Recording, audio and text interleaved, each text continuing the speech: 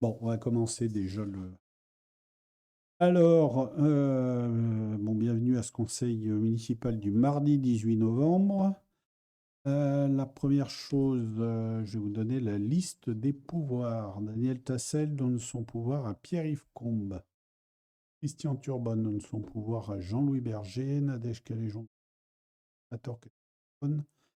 Sophie Thévenet donne son pouvoir à Magali Bazia. Christophe Copp donne son pouvoir à Annie Lacassin.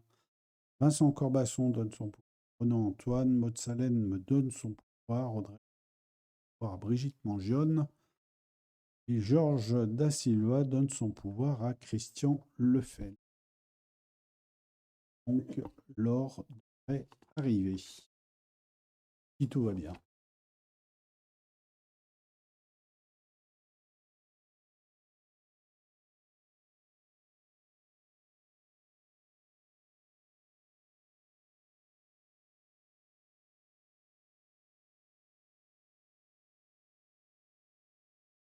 Bah, voilà.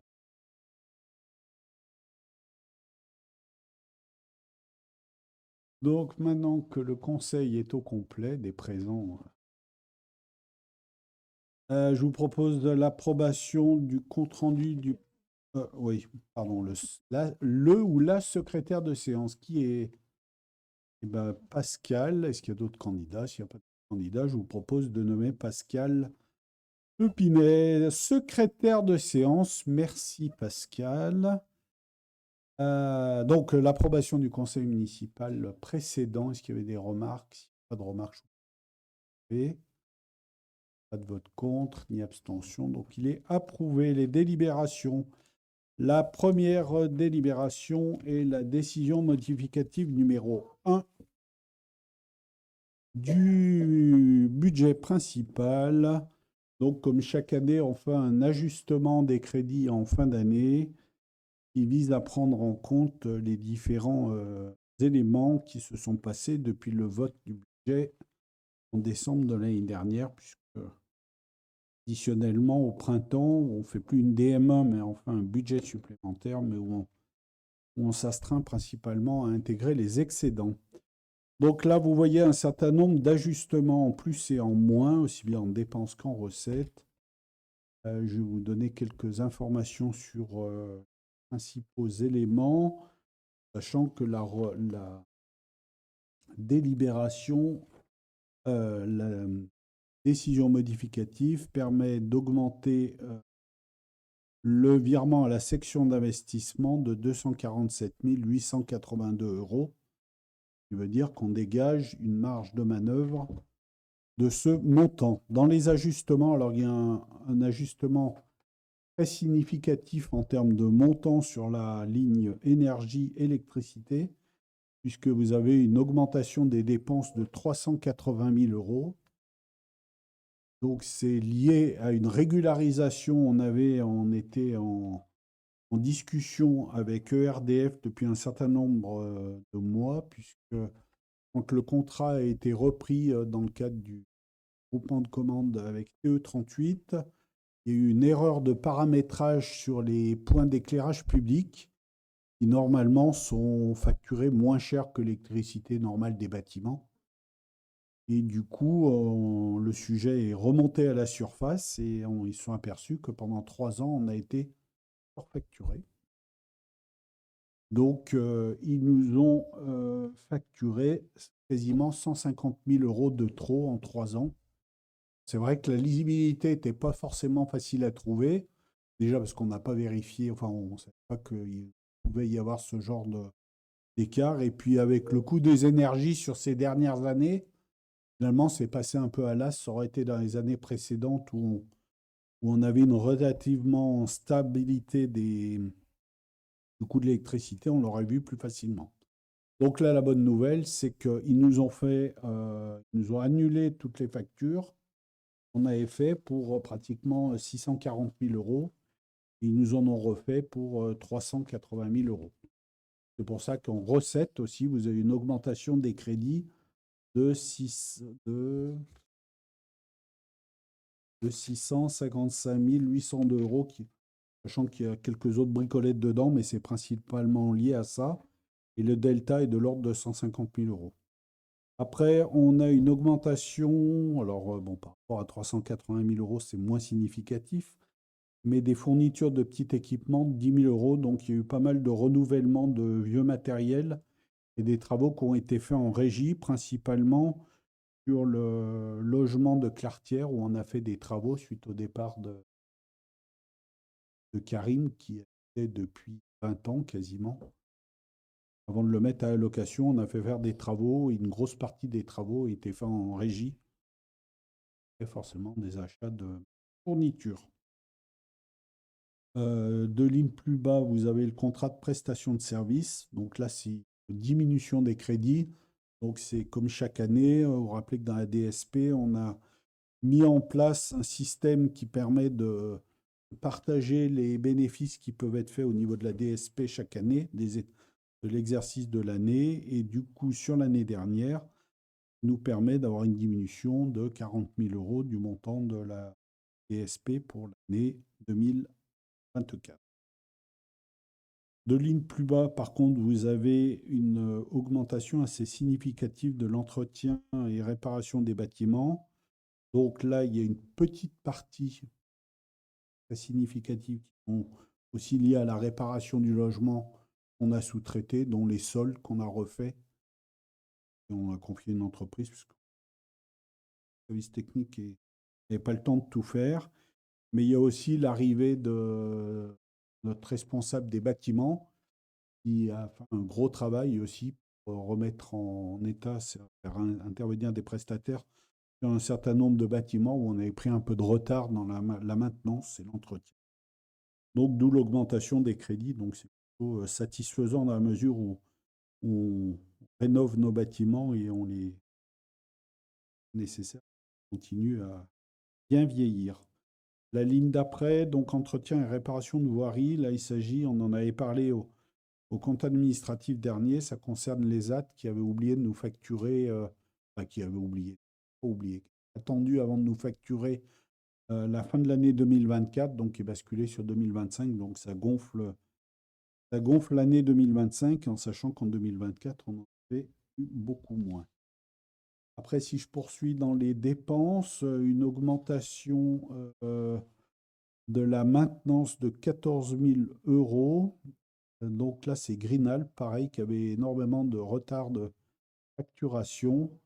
On avait eu aussi des soucis avec la trésorerie sur des clauses de révision des index. On avait redélibéré, on avait redélibéré, ça devait être au mois de juin ou au printemps.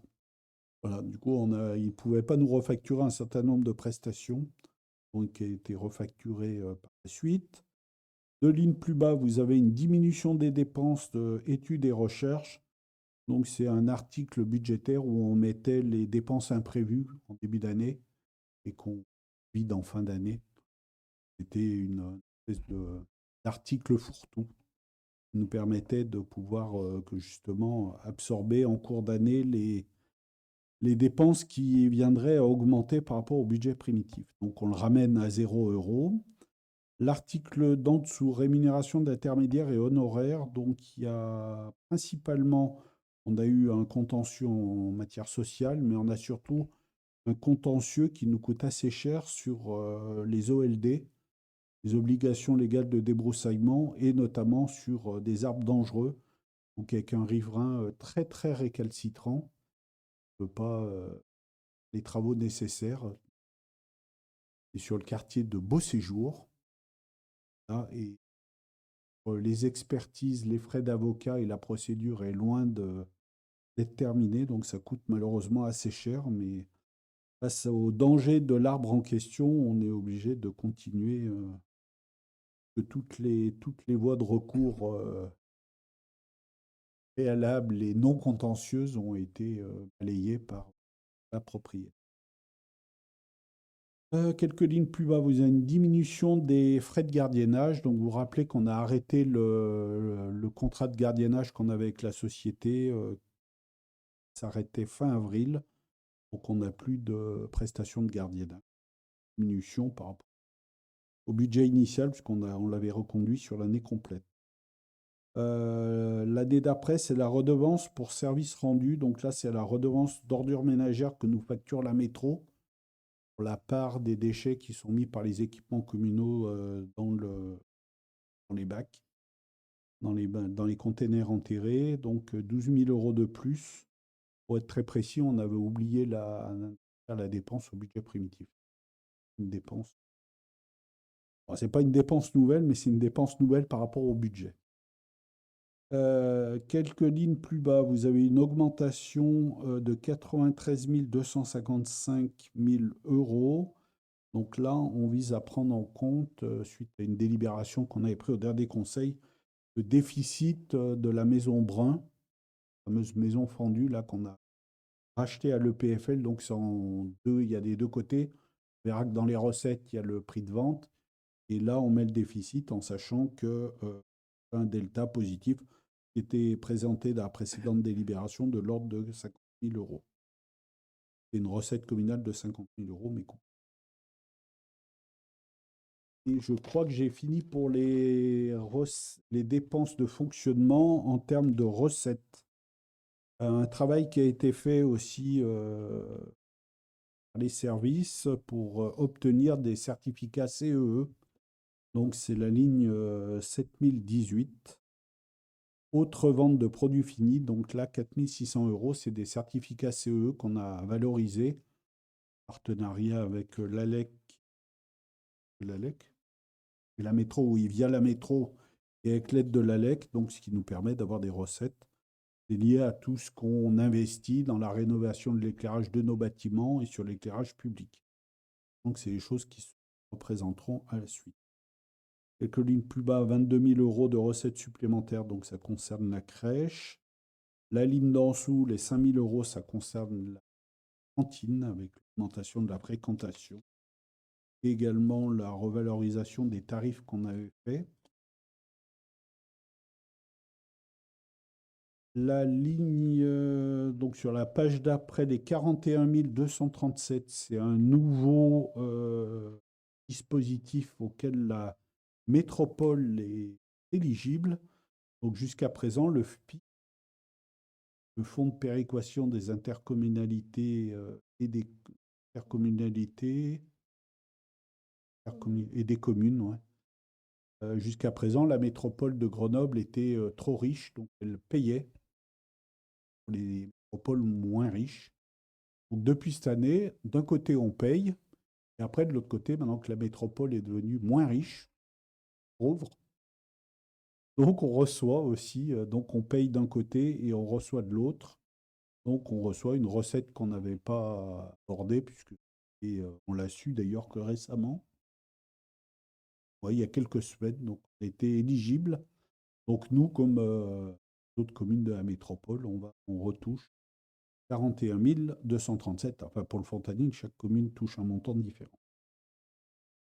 Voilà, la dotation forfaitaire des communes qui diminue de 6 315 euros. Si on descend, on a une participation du département qui est en baisse.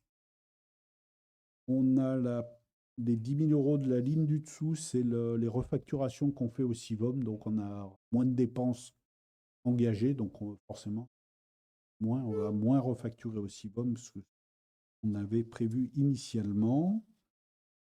Quelques lignes plus bas, vous avez en recettes supplémentaires les fameux 655 802 euros qui correspondent aux avoirs qui ont été faits par EDF les exercices précédents. Et vous avez également là-dedans quelques recettes qui sont liées à des remboursements d'assurance personnelle, de frais de personnel. Voilà pour la section de fonctionnement. Donc je vous disais qui permet de dégager un excédent de 247 882 euros que vous retrouvez dans le tableau du dessous, dans la colonne de droite, en recettes d'investissement. Le virement de la section de fonctionnement pour le même montant. Après, vous avez les 149 729 euros qui correspondent la vente de la maison Brun. Donc, si vous faites 149 000 moins les 93 255 que vous avez à la section de fonctionnement en dépenses, tombée sur approximativement 50 000 euros de plus-value qu'on fait sur cette opération. Vous avez le FCTVA qui augmente de 37 131 euros. Si vous vous rappelez, quand on avait voté le budget de l'année dernière, les discussions de la loi de finances qui n'étaient pas votées tendaient à penser qu'on aurait une baisse du FCTVA. C'est ce qui avait été présenté dans la loi de finances qui n'a jamais été adoptée, où on avait baissé les recettes du FCTVA et là, on les remet au niveau qu'ils auraient dû être, enfin, comme ce que le changement n'a pas été opéré. Sur la partie dépenses, donc pour intégrer toutes ces recettes supplémentaires, on fait des équilibrages, quelques éléments, puisque sur la partie installation matérielle et outillage, les 11 000 euros, ça correspond à l'acquisition d'un véhicule qu'on a acheté, qu'on va bientôt nous livrer, véhicule d'occasion, qui va remplacer, enfin qui va venir compléter notre parc de véhicules légers, enfin véhicules avec 4 places dans la 5 places. Que la C3 qu'on a doit avoir plus de 20 ans. Donc, c'est une Clio à la place, essence, 2 ans, occasion récente. Voilà, et autre réseau, l'éclairage dessous, 85 000 euros de plus. On anticipe et on prend en compte des dépenses pour le renouvellement de l'éclairage public. On a mis un coup d'accélérateur pour essayer d'augmenter le fait d'être en LED sur la commune. On espère pouvoir finir en 2027 ou 2028. D'avoir renouvelé l'ensemble du parc d'éclairage. Et après, les autres sommes, donc, ça vise à prendre en compte ces recettes supplémentaires qu'on a dégagées en investissement qui visent à équilibrer, bien entendu, notre décision en séance. Je vous dis sur cette décision modificative, vous avez des questions. Questions? Je propose de passer au. Oui, oui. Oui. Gardiennage et les véhicules qui. Oui. Et ça, c'est principalement lié au fait que installer beaucoup de caméras aux abords des bâtiments.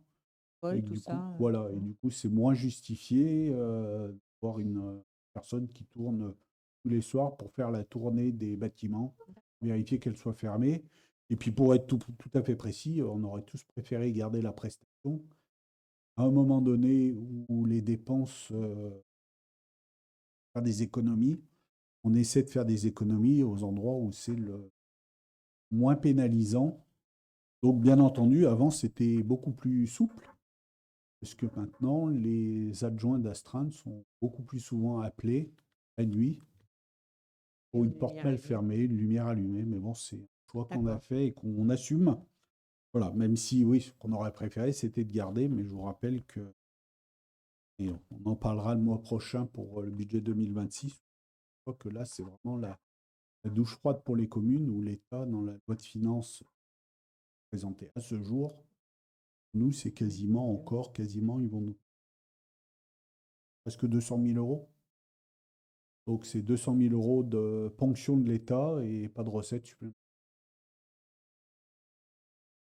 Donc, arrivé à un moment donné, on se dit bien qu'il faut qu'on arrive à trouver des marges de manœuvre. Alors, bon, les 200 000 euros, je ne sais pas où on les trouvera, c'est-à-dire qu'on va avoir une capacité d'investissement bien moindre pour les dans ce tendance. D'accord. Voilà. Pas d'autres questions, donc je vous propose de passer au vote. Qui est contre? Qui s'abstient? Unanimité, merci à vous. Nous allons passer à la deuxième délibération, donc qui ne donnera pas lieu à un vote, mais une prise d'acte. Donc, c'est les fameux rapports de la métropole que vous avez bien entendu tous regarder sur le site de la métro. C'est des petits documents de quelques pages.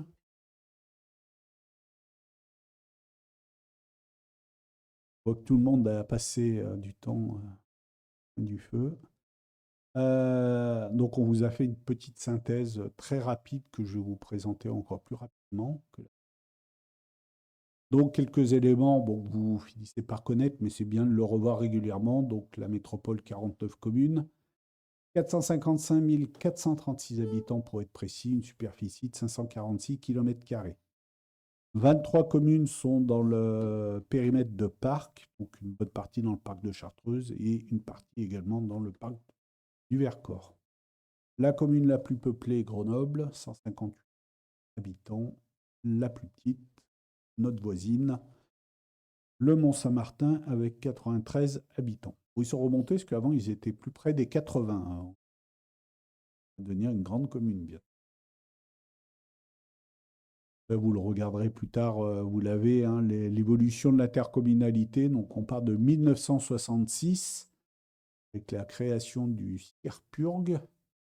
Et puis, ça se transforme en CIRPARG. Et puis, après, en communauté de communes. Après, on change de nom pour devenir Grenoble-Alpes Métropole. On devient communauté d'agglomération. Et enfin, en 2015, on devient métropole après la fusion avec les communautés de communes des Balcons Sud de Chartreuse, donc les communes qui sont au-dessus, le Sapet également, et puis toutes les communes du sud grenoblois, donc tout ce qui est juste après, après Claye, toutes les communes qui sont après Claye, qui ont intégré la métropole en 2000.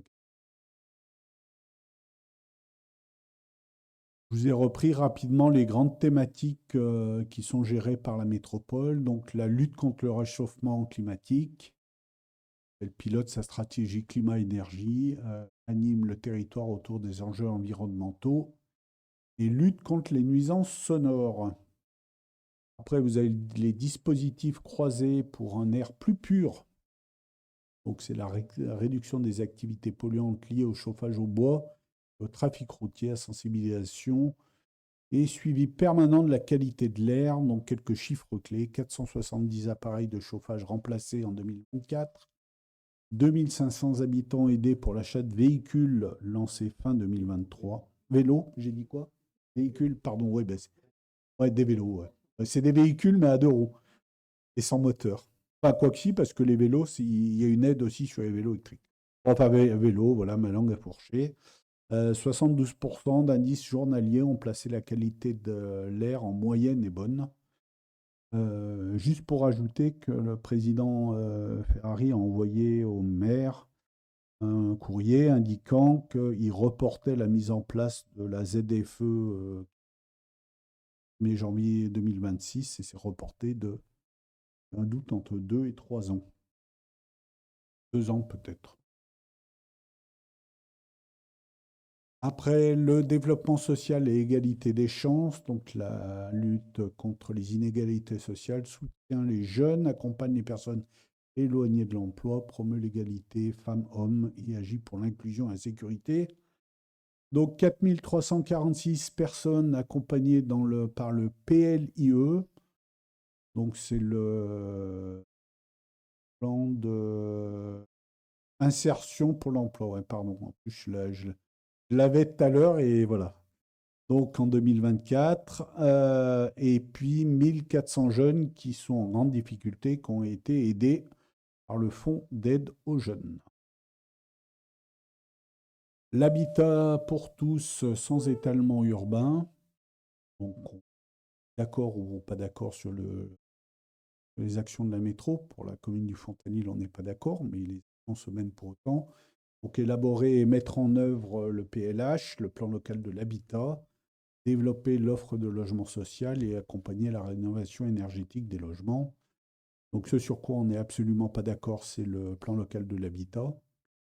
Il impose des constructions de logements, nous les impose, c'est pas ce qu'on avait souhaité. On a rappelé, c'était d'ailleurs dans des présentations faites à la métro, c'est que la commune du Fontanil a largement contribué aux constructions, puisque la commune de la métropole qui a le plus agrandi sa population, évolution de population, hein. Et ce qu'on a dit, c'est que maintenant, voilà, on a beaucoup construit sur les 8 dernières années, que maintenant on voulait aider un peu les constructeurs de la métro, comme souvent. Donc voilà, donc on a voté contre le PLH, mais malgré tout, il s'impose à nous. Malgré tout, voilà, le PLH est un outil métropolitain. Nouvelle livraison de logements sociaux, ça c'est dans toutes les communes, soutien à la rénovation énergétique des logements sociaux et accompagnement des ménages en difficulté. Donc 1353 logements sociaux ont été rénovés avec le soutien de la métropole. 19 820 demandes de logement social ont été reçues. Agriculture, forêt, montagne et biodiversité.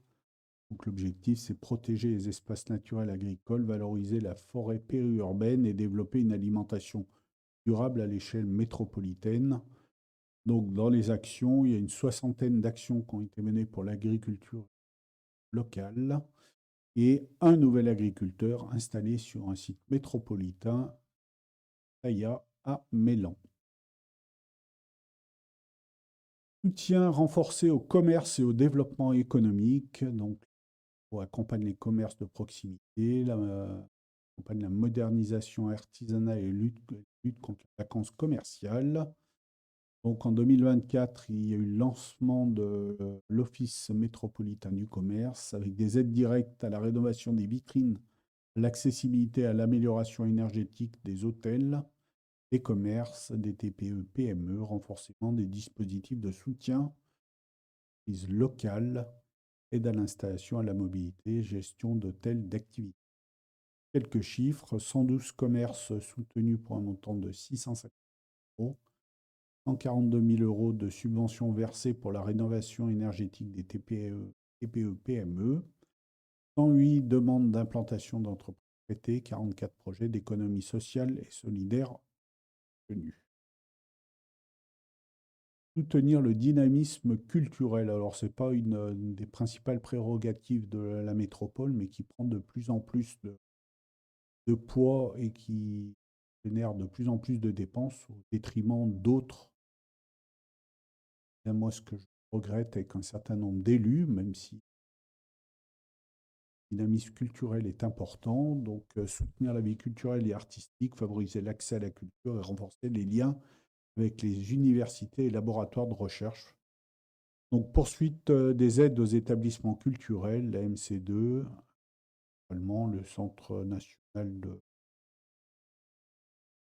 la rénovation d'équipements culturels, le financement de projets universitaires. Alors là, on est des dépenses économiques pour soutenir les projets universitaires, ce qui n'est pas une compétence de la métro. Mais comme on a un président de métropole qui est universitaire, qui est prof d'université, il vote par ça. Donc, c'est bien, c'est toujours bien sur le fond, mais arrivé à un moment donné, il faut peut-être se dire que quand même d'autres priorités, selon nous, qui sont lancement du projet Archistoire, du prototype Archistoire, pardon, participation au développement de pôles de recherche scientifique. Là, c'est pareil, c'est comme les projets universitaires, on met des milliers et des milliers d'euros là-dedans. Les chiffres clés, pareil, on a les moyens d'investir 1 700 000 euros pour la rénovation de l'école supérieure d'art et de design de Grenoble, bâtiment que la de Grenoble a transféré à la métro dans un état déplorable. Donc on est obligé d'investir des millions et des millions pour rénover ce bâtiment. 50 249 inscrits à la Numothèque métropolitaine. J'imagine que vous êtes à la Numothèque métropolitaine, qui n'est rien que moins que la bibliothèque municipale de Grenoble, hein, qui a été métropolisée. 80 événements dans 37 communes pour les 10 jours de la culture, donc chaque année présent. Voilà, entretenir, embellir, rafraîchir l'espace public. Alors là, par contre, il n'y a plus de sous, hein, donc vite vite vu, puisque tout passe ailleurs. Donc la métropole aménage, entretient et sécurise les espaces publics, développe le réseau cyclable et pilote la végétalisation urbaine. Donc création et entretien de voies cyclables, gestion des 36 000 arbres des 7 espaces naturels, entretien et réparation des routes, des ouvrages. Alors, entretien et réparation des routes, ça leur prend pas beaucoup de temps parce qu'ils font rien. Les ouvrages d'art, ils n'ont pas le choix parce qu'ils ont récupéré, comme là par contre la métro a récupéré des ouvrages d'art dans certaines communes qui étaient dans des états déplorables, et là il y a des vrais enjeux. Mais là où, enfin nous on est furax, c'est que finalement on laisse nos voiries se dépérir de jour en jour. Et ben, le jour où tout sera pourri, ben, je ne sais pas comment on fera pour tout réparer. Voilà, les chiffres clés, 1500 arbres plantés dans le cadre du plan Canopé, 3316 mètres carrés de surface désimperméabilisée, 3316 de surface végétalisée, 5 km 3 de chrono-vélo créés, 630 arceaux installés, 9,4 millions investis dans la réfection des ouvrages d'art. Donc, vous voyez, les montants sont assez considérables. Et uniquement 7,1 millions investis sur le réaménagement des espaces publics. Et encore, c'était des gros projets, donc c'est-à-dire qu'il n'y a quasiment aucune route qui ont été faites dans les communes, dans la plupart des communes. Là, c'est sûr que Saint-Martin-de-Vinou et Volnavet-le-Haut ont récupéré une bonne partie des petits crédits qui ont été affectés à la voirie. Fonctionnement de la métropole, bon, les chiffres clés, vous avez quasiment 2000 agents en activité, 2273 appels téléphoniques d'usagers, 4 pétitions citoyennes, 35 projets d'aménagement ont fait l'objet d'une concertation avec les habitants, 64 coopérations avec l'enseignement supérieur et la recherche. Là, on est à fond là-dessus. 679 délibérations étudiées par le conseil métro. En moyenne, c'est minimum une centaine par contre. 1 million 18 visiteurs sur le site de GAM.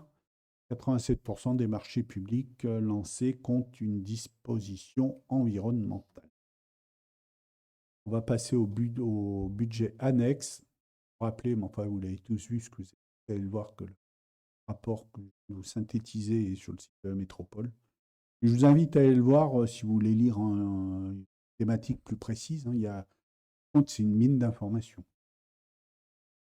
Donc la première, c'est le prix et la qualité du service. Donc c'est les déchets ménagers.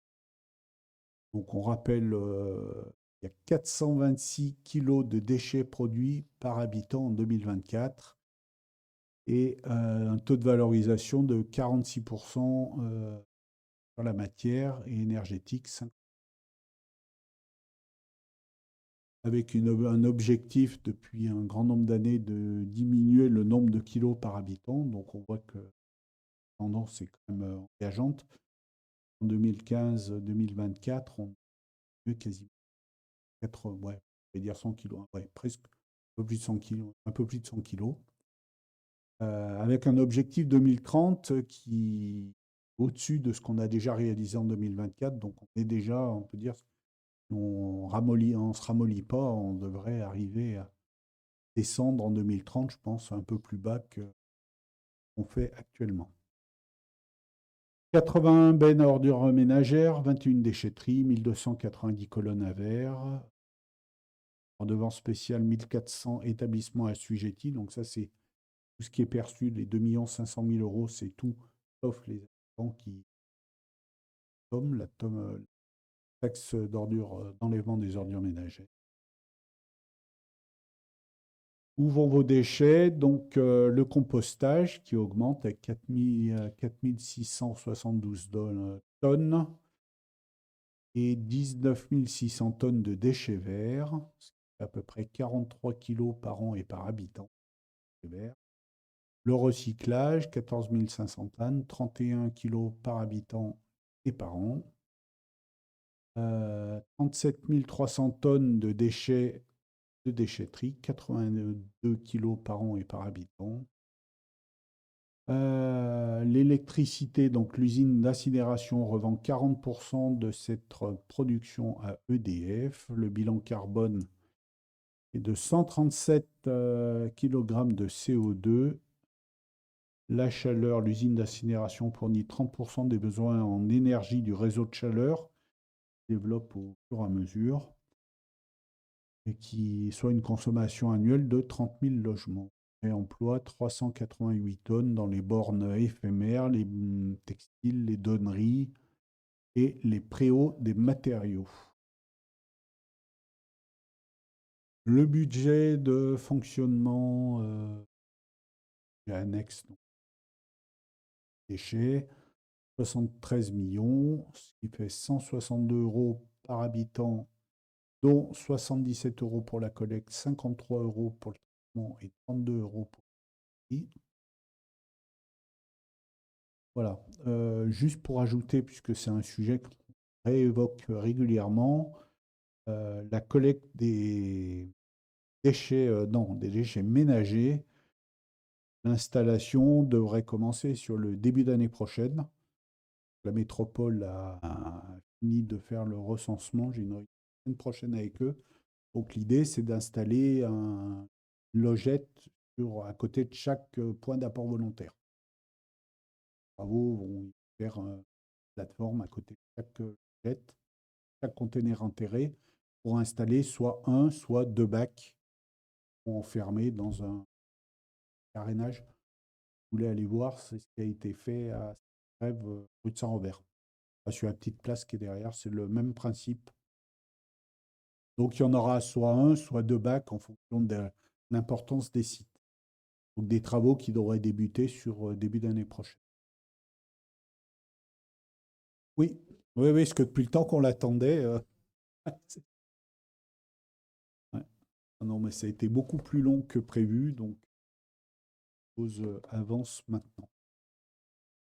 Après, nous avons la qualité et le prix du service public de l'eau potable. Sur l'eau potable, toujours sur le même nombre d'habitants, qui est ici 174 000 abonnés, 1,5 million de mètres cubes d'eau économisés depuis 2007 grâce à la réparation des fuites. Je vous rappelle que nous, avant qu'on transfère métro, on avait un taux de fuite qui était très réduit puisqu'on était quasiment à 93% de fiabilité de notre réseau. Voilà, que dire d'autre? Bon, vous pourrez. Non. Les principaux travaux qui ont été faits. Donc, il y a les travaux d'interconnexion pour relier les communes de Claye et Vars. Et d'un autre côté, les Fontanilles, les Saint-Égrève, donc les travaux de sécurisation de l'alimentation en eau potable des communes de Saint-Égrève et du Fontanil. Et l'eau depuis les berges de l'Isère, enfin, c'est pas l'eau de l'Isère, c'est ça. Ah oui, lac et de l'Isère, voilà. Donc avec tout un travail qui a été fait mis en service l'année dernière. Voilà. Les ressources, on va tous commenter. Le bilan des travaux, 40 ouvrages rénovés, 303 branchements ont été renouvelés. Les indicateurs, donc je rappelle qu'un budget annexe devrait en subvention du budget principal normalement, donc les recettes sont à 38 millions, les dépenses 20 millions. Épargne nette de 12,2 millions d'euros et de contribuer au financement des investissements qui sont de 15 millions, donc d'autres recettes. Le prix de l'eau, donc le prix de l'eau est 3,42 € du mètre cube. Il faut rajouter la part assainissement qu'on verra dans le prix de l'eau. 23 558 ménages ont bénéficié de l'allocation eau d'une valeur moyenne de 30 €. Nous arrivons, après l'eau, à l'assainissement.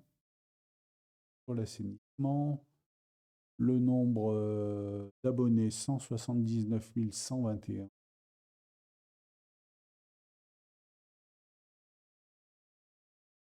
162 stations de relevage des eaux usées, 5 stations d'épuration, 55 communes sont raccordées à la station d'épuration d'Aquapol. Je vous le dis régulièrement, hein, Aquapol, périmètre s'étend au-delà de la métropole. D'autres communes qui sont liées sur Aquapol. Et 99,8% des métropolitains sont raccordés à la station.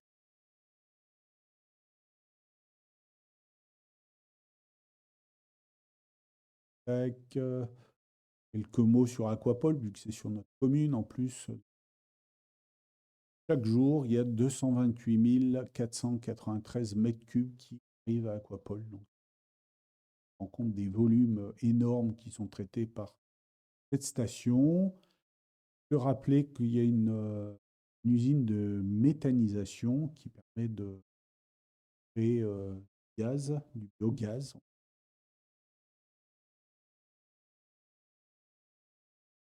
Le bilan des travaux, bon, ça passe, vous les... Et voilà, fini pour cette présentation.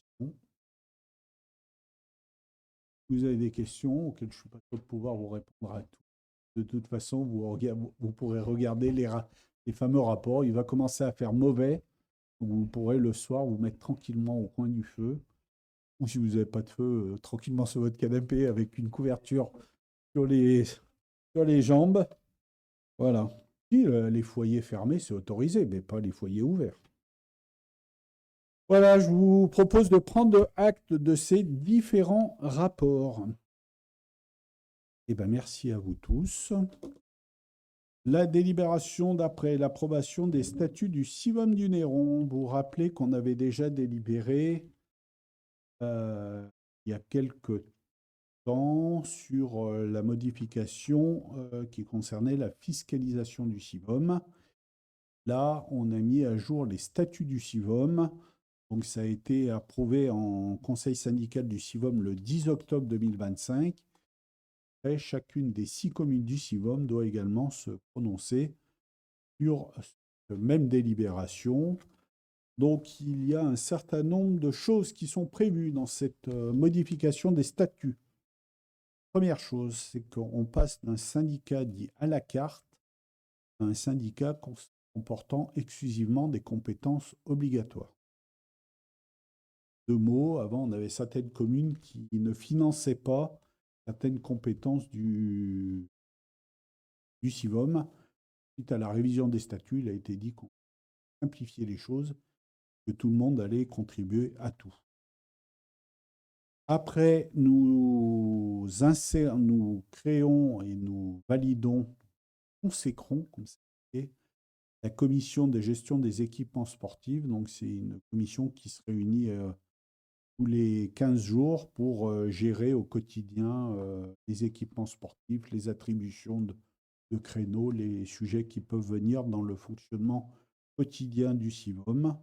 Donc, cette CGES, acronyme, existe depuis de très nombreuses années, mais n'avait pas été inscrite dans les statuts du Civom. Donc, on en profite pour le remettre à jour.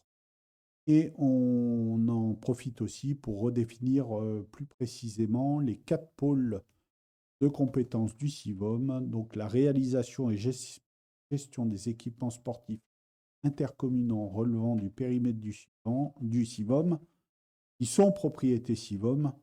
Donc là, il n'y a pas spécialement de modification, donc pas de nouveaux équipements depuis les statuts, puisqu'ils avaient été déjà validés. Là où il y a un certain nombre d'ajustements, c'est la gestion des équipements sportifs communaux d'intérêt communautaire, mais qui sont propriété des villes. Donc là, sur la ville de Saint-Égrève, il a été enlevé une partie des terrains synthétiques, disons que la ville a récupéré pour elle pour faire du beach volley, retiré du périmètre. Il n'y a plus à disposition du Civom et il n'y a plus de refacturation des frais liés à ça. Le boulodrome, il n'y a pas de modification. Sur le Fontanil, on a profité, donc on avait déjà enlevé l'espace où on a construit l'aire de glisse. Et on a enlevé aussi le petit chalet en bois qui était l'ancien vestiaire du tennis. 10, hein. Enfin voilà. Donc on l'a enlevé puisqu'on le récupère en compétence communale. Au Fontanil, sur Vincent Clerc, il n'y a pas de modification. Sur les terrain non plus. Le terrain de rugby de Saint-Égrève, il n'y a pas de changement. Et le local associatif pour la pratique du rugby non plus. Là où il y a également des modifications, c'est le soutien financier de certaines activités ou manifestations sportives d'intérêt communautaire relevant du périmètre du CIVOM. Donc, dans un premier temps, ce qui ne change pas, c'est les deux associations intercommunales, le foot et le rugby, où là, il n'y a pas de modification. Elles remplissent ses objectifs, elles donnent lieu à un accompagnement et à des subventions. Ce qui est nouveau,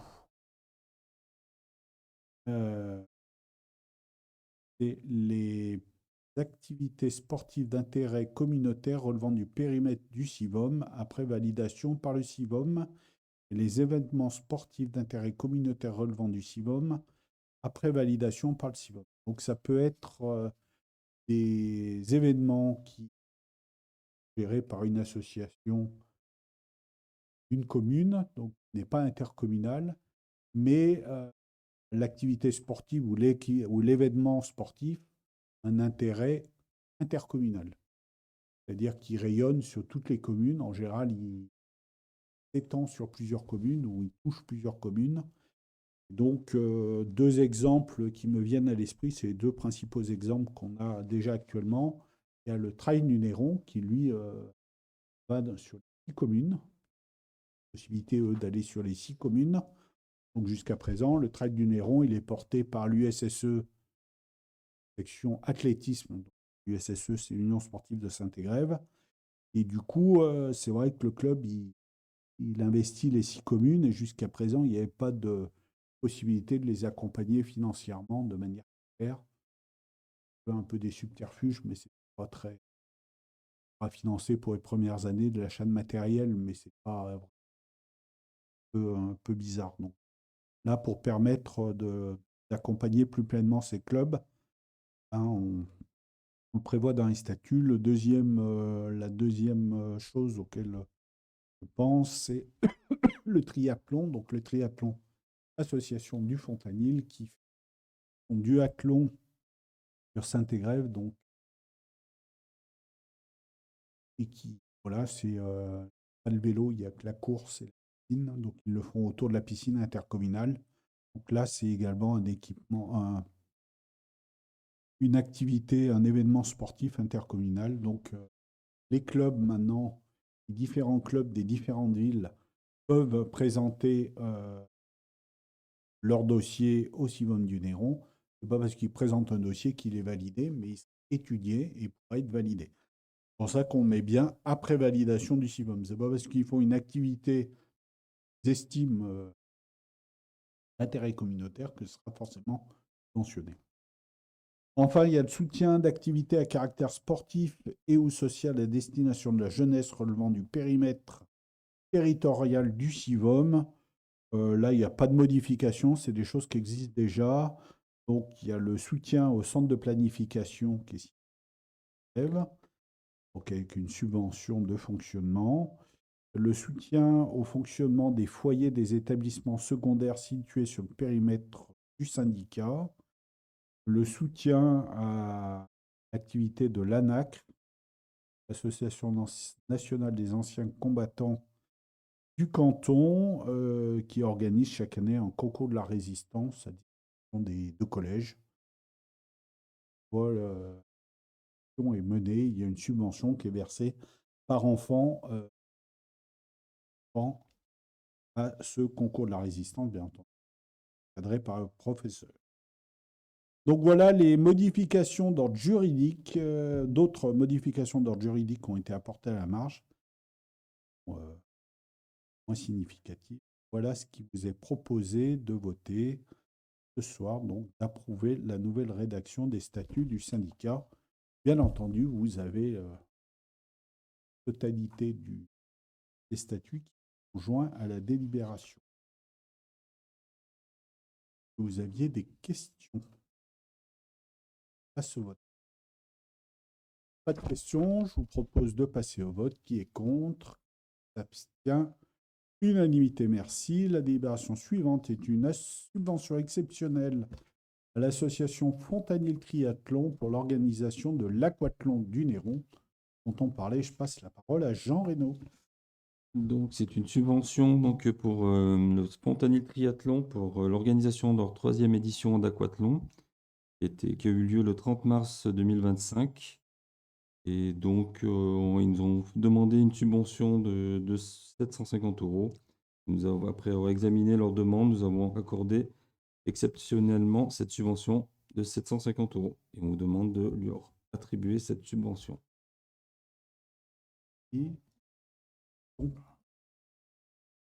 Pardon? L'aquathlon, ce que je vous disais tout à l'heure, c'est marche et nage. C'est pas un triathlon parce que le vélo, le périmètre serait trop long et jusqu'à présent, ils l'ont pas fait. C'est pour ça que c'est que aqua. Il n'y en a que 2. Aqua et thlon. Donc, est-ce qu'on a voté qui est contre? Ah, J'ai pardon, juste oui. demandé, c'était le 30 mars, leur Oui. quoi la subvention? Parce qu'on a, je sais même pas trop Ils pourquoi l'ont on pas a. demandé avant? De vous, de eux qui avaient demandé?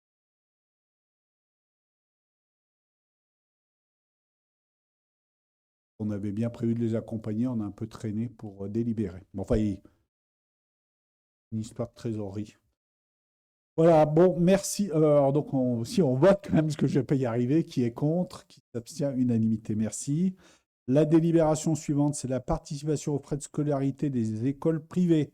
Donc, chaque année, on est amené à verser une subvention aux élèves qui sont à la Villa Hélène uniquement en cycle élémentaire.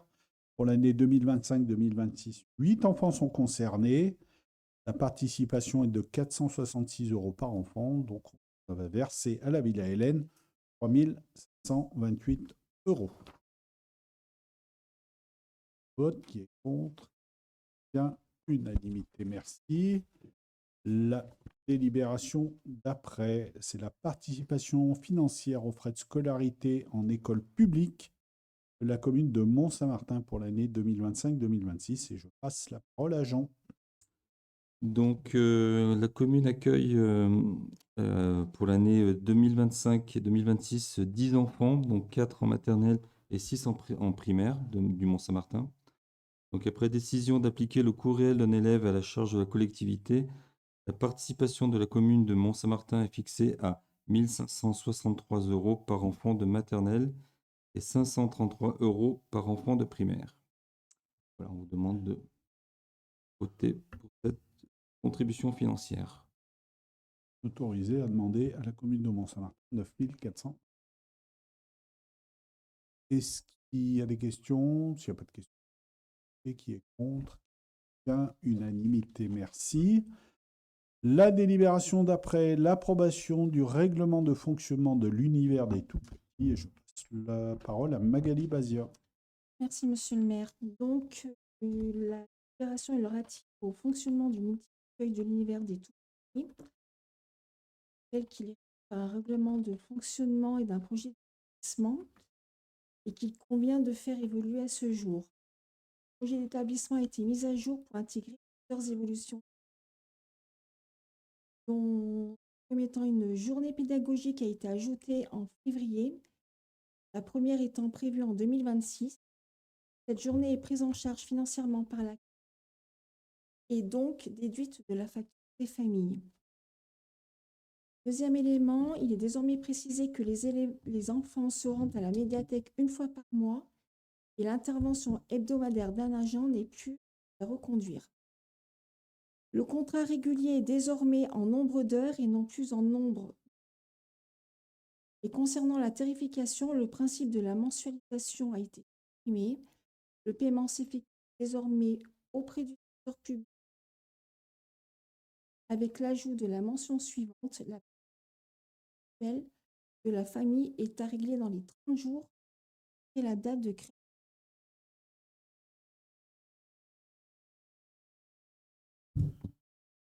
Merci. Des questions?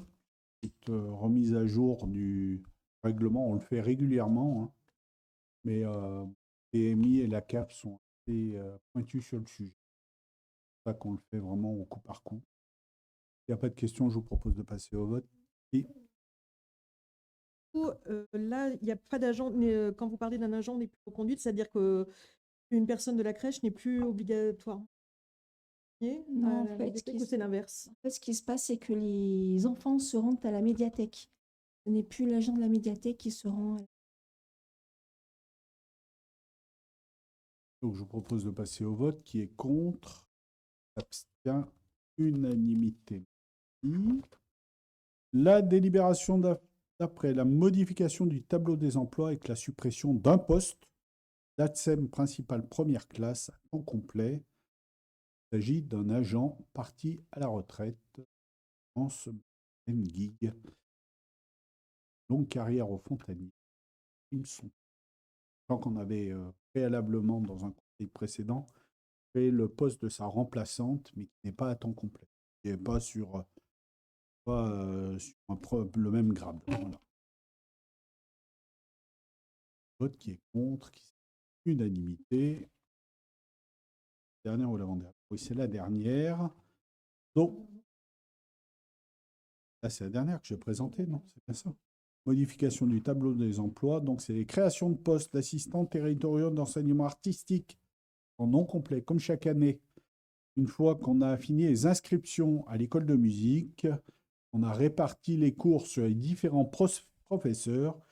Il a lieu de créer leur poste pour le nombre d'heures qui correspond au nombre d'heures de cours qu'ils vont donner, qui intègrent les temps de préparation, etc. Donc, je ne vais peut-être pas tous vous les lire. C'est tous des assistants territoriaux d'enseignement artistique sur des heures qui sont toutes différentes. Vous avez la liste exhaustive. Et question. Vote contre, qui s'abstient, unanimité. Merci à vous. Je vais maintenant vous donner lecture des décisions, enfin, vous rapporter rapidement les décisions administratives qui ont été prises depuis le dernier conseil. La première date du 25 septembre, c'est le remboursement de sinistres suite par la MJ, enfin, par l'assureur de la MJC sur le sinistre qui est intervenu pour la Marianne qui était dans cette salle.